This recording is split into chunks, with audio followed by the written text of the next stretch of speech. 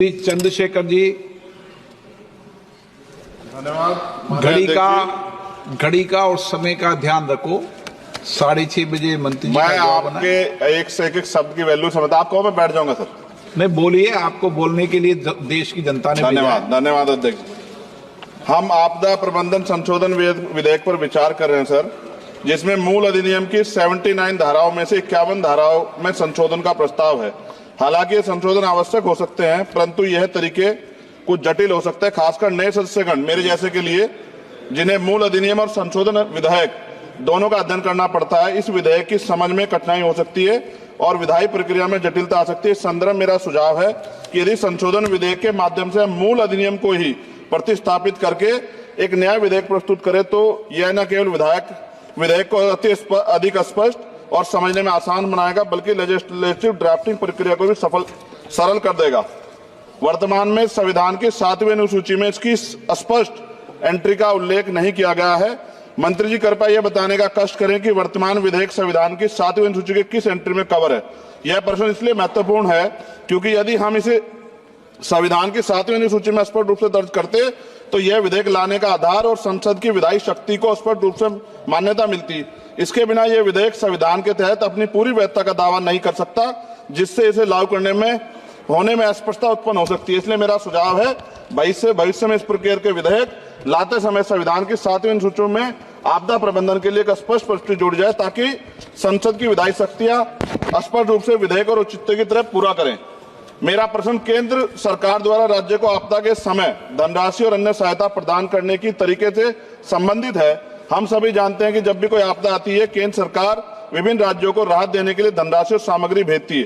हालांकि यह देखा गया कभी कभी सरकारें अपनी पार्टी शासित राज्यों में को प्राथमिकता दे, जबकि विपक्षी दल द्वारा शासित राज्यों को धनराशि कम, विलंब और भेदभाव पूर्ण तरीके से दी जाती है। इस भेदभाव का राजनीतिक विवाद और आरोप प्रत्यारोप उत्पन्न होते हैं। विशेषकर जब आपदा की स्थिति गंभीर होती है तो यह भेदभाव और देरी राज्यों के लिए अधिक संकटपूर्ण हो सकता है। इसलिए मेरा सुझाव है इस विधेयक में एक स्पष्ट प्रावधान होना चाहिए, जिसमें यह सुनिश्चित किया जाए कि सभी राज्यों को आपदा के सहायता समान रूप से समान मानकों के आधार पर दी जाएगी।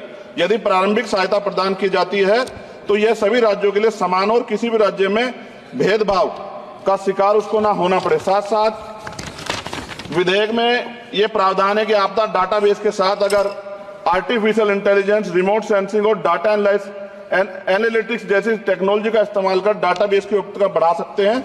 इस प्रावधान भी विधेयक के हों।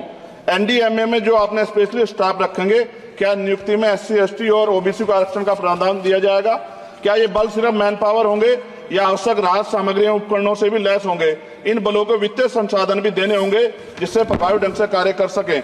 आपदा प्रबंधन नीति डिजाइनिंग में पूर्व चेतावनी प्रणालियों के उन्नयन को शामिल करके पूर्व चेतावनी प्रणालियों को प्राथमिकता दी जाए।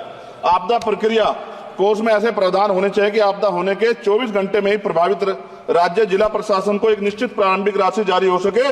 जापान जैसे देशों के तहत 72 घंटे की महत्वपूर्ण प्रतिक्रिया योजना को लागू करना, ताकि समय और बचाव कार्य कुशल समय में हो। जनता और NGO को भी एक्ट के तहत बनी सभी एजेंसीज के साथ मिलकर काम करने की योजना पर बल दिया जाना चाहिए, किंतु संशोधन विधेयक में ऐसा कोई प्रावधान नहीं दिखता जो कि आपदा के समय नागरिकों, NGO और सामाजिक संगठन रोल को सुनिश्चित करे। आपदा राहत को नागरिकों के लीगल राइट बनाने पर जोर देना चाहिए। और अध्यक्ष जी, सबसे महत्वपूर्ण ये है, आपदाओं में अपने परिजनों और संपत्ति को खोने वाले व्यक्तियों के मानसिक स्वास्थ्य को सहायता प्रदान करने के लिए मनोवैज्ञानिक पुनर्वास कार्यक्रम को आपदा प्रबंधन नीतियों में एकीकृत करने की आवश्यकता है। वायु प्रदूषण ये भी एक तरह का डिजास्टर है। दिल्ली और NCR के तमाम क्षेत्रों में अध्यक्ष जी इतनी बुरी हालात है, हवा जहरीली हो गई है। मेट्रो सिटी में सब जगह हाल है, इसको भी इसमें जोड़ा जाना चाहिए। लोगों का जीवन कीमती है, लोग जब सुरक्षित नहीं रहेंगे तो फिर जीवन कैसा? सर, नगीना लोकसभा क्षेत्र से मैं आता हूं सर। किसानों को हर बार बाढ़ के कारण नुकसान होता है और जब वो जाते हैं दफ्तरों में तो अधिकारी धमकाकर भेज देते हैं वापस। कोई मुआवजा नहीं मिलता, मुआवजा के नाम पे खाना पूर्ति होती है। सभी लोगों में चिंता है अध्यक्ष जी। इसलिए मैं माननीय मंत्री जी से मांग करूंगा कि जो मांगे हम देश में रखी हैं, अगर उनको जोड़ दिया जाए तो इसका फायदा आम जनता, किसानों, सब उन वर्गों को मिलेगा जिनके लिए हम लोग सोचते हैं। और भारत बड़ा देश है, बड़ा भूवर्ग है, कहीं बाढ़ है, कहीं अग्नि है, कहीं जो है रेत की समस्या है, तमाम तरह की मुसीबतें यहाँ है। तो मैं माननीय अध्यक्ष जी आपके माध्यम से सरकार से मांग करता हूं और माननीय मंत्री जी से कि इस बिल पे, जिस विधेयक को और मजबूत करें जिससे इसका लाभ जनता को। माननीय अध्यक्ष जी आपका धन्यवाद। नहीं, नए सदस्य, लेकिन उन्होंने बहुत अच्छा विधेयक पर बोला है।